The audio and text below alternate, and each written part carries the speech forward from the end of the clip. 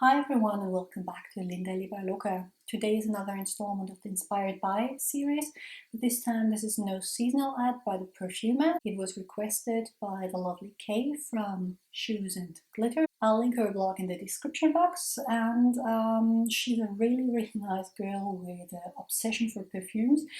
And well, obviously anyone is nice that suggests that a highly pregnant lady could pull off anything that resembles Scarlett Johansson, channeling her inner 50s goddess. And I figured that it would be the best time to do it now, because now with pregnancy and close to breastfeeding would be the only time I ever get close to the cleavage that Scarlett Johansson has to present in this picture. So I jumped at the opportunity, and here is how I did it.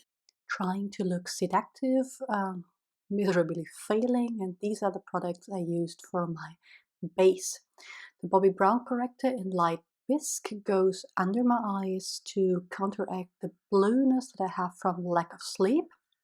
As you can see, it really helps with brightening the under eye area. And then I use the Catrice All Matte Plus foundation, because Scarlett Johansson's skin is very matte in this picture. Stipple it all over my face and go in to conceal any imperfections with the Collecting Lasting Perfection Concealer in Fair. And I'll be using that one as well to highlight the inner part of my eyes and everywhere where the skin in the ad has this lifted effects, which looks really crazy. You see it like this, but trust me, I will blend it out in a second and it will look much more natural. Okay, blending everything in, normal stippling everything in with the new, for me, new Real Techniques buffing brush. And as you can see, the center of my face is just slightly lighter than the perimeters. And here I am moving on to the eyes. The MAC Paint Pot in Painterly goes on as my base. It really helps smoothing out my lids and making the eyeshadow colors more vibrant. The eyeshadow Bamboo, which is a matte brown eyeshadow, sadly limited edition, goes all over my mobile lid right up to the crease. On both eyes, the shade really makes blue eyes pop.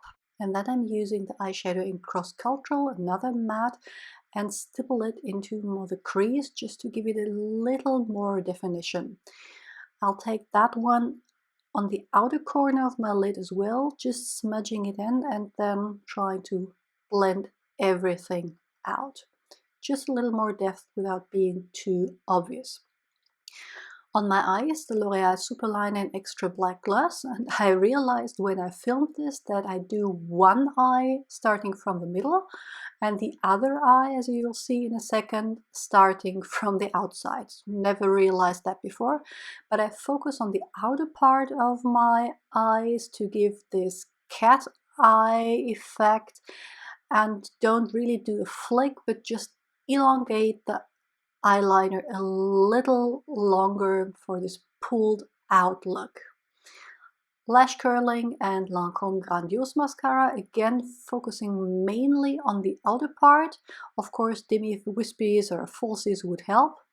And then I'm using the Clarins loose powder in translucent and really buff it into my skin for that velvet, perfect skin effect she has in the ad. I'm actually trying this contouring kit for the first time and applying quite a heavy contour, so it will show up in the pictures.